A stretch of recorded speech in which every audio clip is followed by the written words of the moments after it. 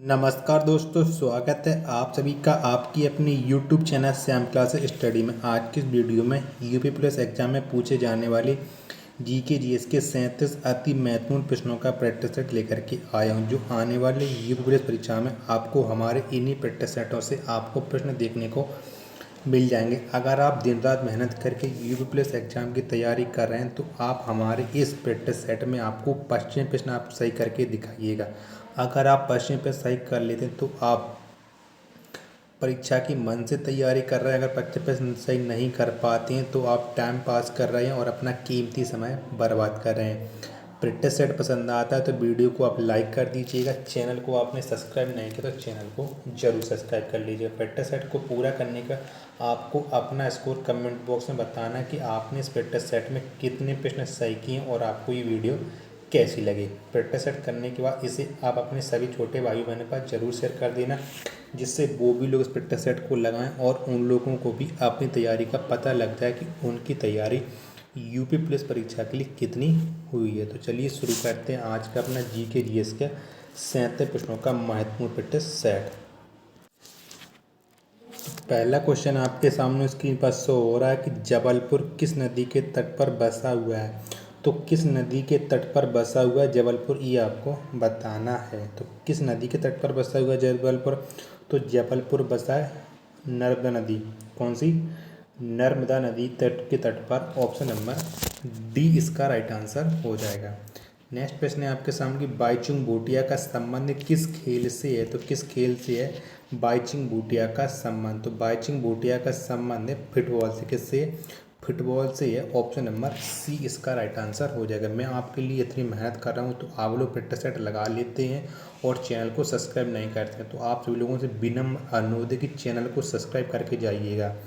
आपको हमारे चैनल पर यूपी पुलिस की बेहतरीन तैयारी कराई जाएगी, जो आपको किसी और अन्य चैनल पर नहीं कराई जाएगी। आपको जो पेड कोर्स का कंटेंट आपको फ्री में दिया जा रहा है। अगला प्रश्न है आपके सामने कि भारत में तंबाकू की खेती किसने प्रारंभ की थी। तो किसने प्रारंभ की थी भारत में तंबाकू की खेती, ये आपको बताना है। तो भारत में तंबाकू खेती प्रारंभ की थी पुर्तगालियों ने। किसने? पुर्तगालियों ने प्रारंभ की थी। ऑप्शन नंबर सी इसका राइट आंसर हो जाएगा। नेक्स्ट प्रश्न है आपका सामने कि गोवा किस नदी के किनारे स्थित है। तो गोवा किस नदी के किनारे स्थित है, ये आपको बताना है। तो गोवा है मांडवी नदी। किसके? मांडवी नदी के तट पर। ऑप्शन नंबर बी इसका राइट आंसर हो जाएगा। अदीना मस्जिद कहाँ पर स्थित है। तो अदीना मस्जिद कौन से राज्य में है, ये आपको बताना है। तो कौन सी राज्य में अदीना मस्जिद? तो जो अदीना मस्जिद है ये है पश्चिम बंगाल में। कहाँ पर है? पश्चिम बंगाल में है अदीना मस्जिद। ऑप्शन नंबर बी इसका राइट आंसर हो जाएगा।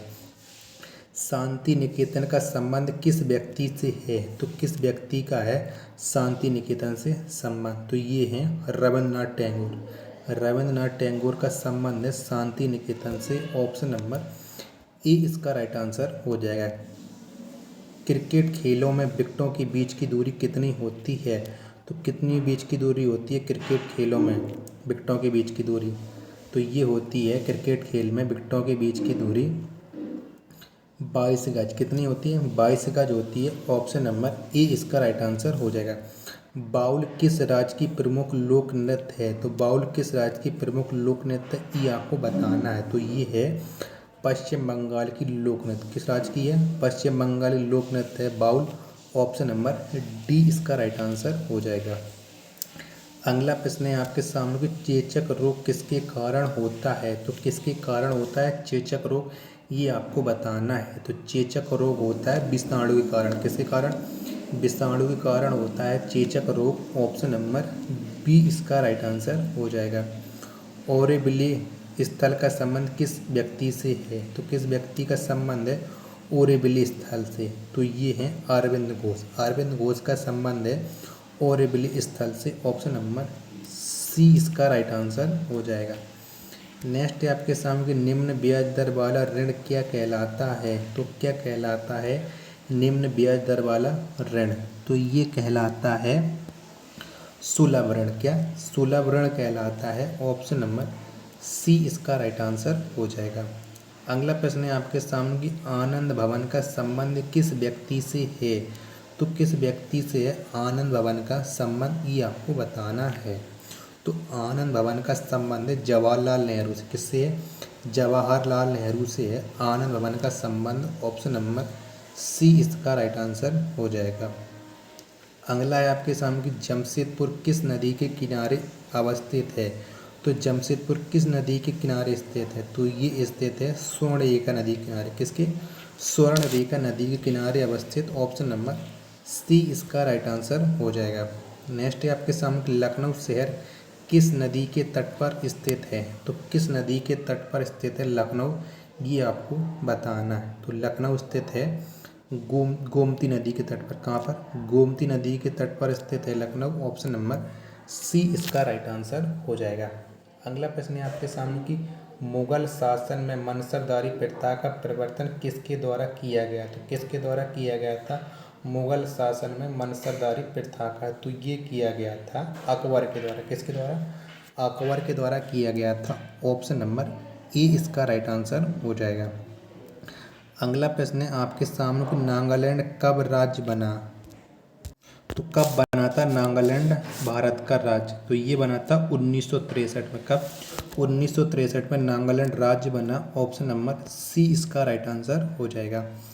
अगला आपके सामने कि भारत के किस महान खिलाड़ी के जन्म दिवस को खेल दिवस के रूप में मनाया जाता है। तो किसकी जन्म दिवस को खेल दिवस के रूप में मनाया जाता है, ये आपको बताना। तो ये मनाया जाता है मेजर ध्यानचंद, जिसे हम हॉकी का जादूगर कहते हैं। ऑप्शन नंबर बी इसका राइट आंसर हो जाएगा। अगला है आपके सामने कि विजयनगर साम्राज्य की स्थापना कब की गई। तो कब की गई थी विजयनगर साम्राज्य की स्थापना? तो विजयनगर साम्राज्य की स्थापना हुई थी 14वीं शताब्दी में। कब? 14वीं शताब्दी में हुई थी विजयनगर साम्राज्य की स्थापना। ऑप्शन नंबर सी इसका राइट आंसर हो जाएगा। अगला प्रश्न है आपके सामने कि लड़ाकू विमान मिराज किस देश द्वारा बनाया जाता है। तो किस देश के द्वारा बनाया गया है लड़ाकू विमान मिराज? तो ये बनाया गया फ्रांस के द्वारा। किसके द्वारा? फ्रांस के द्वारा मिराज को बनाया गया। ऑप्शन नंबर सी इसका राइट आंसर हो जाएगा। नेक्स्ट है आपके सामने कि यात्रा किस राज्य का प्रमुख नृत्य है। तो किसका है प्रमुख नृत्य यात्रा? तो ये प्रमुख नृत्य है पश्चिम बंगाल। किसका है? पश्चिम बंगाल का प्रमुख नृत्य है यात्रा। ऑप्शन नंबर डी इसका राइट आंसर हो जाएगा। सेंट हेलेना स्थल का संबंध किस व्यक्ति से है। तो किस व्यक्ति का है सेंट हेलेना स्थल का? तो इसका संबंध है नेपोलियन बोनापार्ट से। किसका? सेंट हेलेना स्थल का संबंध है नेपोलियन बोनापार्ट से। ऑप्शन नंबर बी इसका राइट आंसर हो जाएगा। विश्व का एकमात्र तैरने वाला उद्यान केवो लैमजो नेशनल पार्क कहाँ पर स्थित है। तो कौन से राज्य में है केवो लैमजो नेशनल पार्क? तो ये है भारत के मणिपुर राज्य में। कहाँ पर? मणिपुर में है केवो Lamjao national park. Option number A इसका राइट आंसर हो जाएगा। डीएनए का डबल हेलिक्स मॉडल किसने बनाया है। तो किसने बनाया था डीएनए का डबल हेलिक्स मॉडल? तो ये बनाया था वाटसन एवं क्रिक ने। किसने? वाटसन एवं क्रिक ने डीएनए का double helix model. Option number B इसका राइट आंसर हो जाएगा। श्रीनगर किस नदी के तट पर स्थित है। तो किस नदी के तट पर स्थित है श्रीनगर, ये आपको बताना। तो ये स्थित है झेलम नदी के तट पर। किसके? झेलम नदी के तट पर स्थित है श्रीनगर। ऑप्शन नंबर सी इसका राइट आंसर हो जाएगा।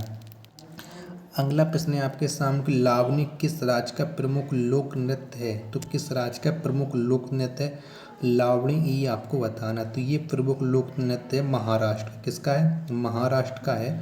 ऑप्शन नंबर डी इसका राइट आंसर हो जाएगा। अगला प्रश्न है आपके सामने क्रिकेट खेल का जन्मदाता किस देश को माना जाता है। तो किस देश को माना जाता है क्रिकेट खेल का जन्मदाता? तो ये माना जाता है इंग्लैंड को। किसे? इंग्लैंड को माना जाता है क्रिकेट खेल का जन्मदाता। ऑप्शन नंबर सी इसका राइट आंसर हो जाएगा। नेक्स्ट प्रश्न है आपके सामने कि अल्फ्रेड नोबेल किस देश के निवासी थे। तो किस देश के निवासी थे अल्फ्रेड नोबेल, ये आपको बताना है। तो अल्फ्रेड नोबेल थे स्वीडन के। कहाँ के थे? स्वीडन के थे Alfred Nobel. Option number A इसका राइट आंसर हो जाएगा। अगला प्रश्न है आपके सामने कि तेल दीप में बत्ती का तेल किसके कारण से ऊपर उठता है। तो किसके कारण तेल ऊपर उठता है तेल दीप में? तो ये उठता है केशकृत्य क्रिया के द्वारा, किसके? केशकृत्य क्रिया के द्वारा। ऑप्शन नंबर बी इसका राइट आंसर हो जाएगा। नासिक किस नदी के तट पर स्थित है? तो किस नदी के तट पर स्थित है नासिक, ये आपको बताना है।